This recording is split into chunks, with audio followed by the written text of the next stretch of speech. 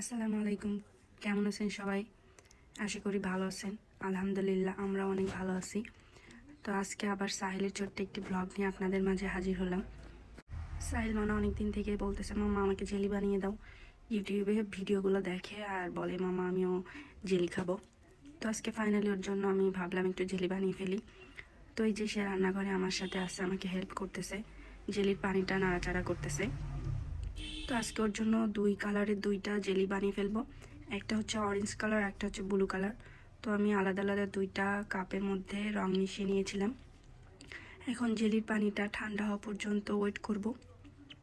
তারপরে আলাদা দুইটা বাটিতে করে ফ্রিজে রেখে দিব কিছুক্ষণের জন্য, যতক্ষণ না জেলিটা জমে।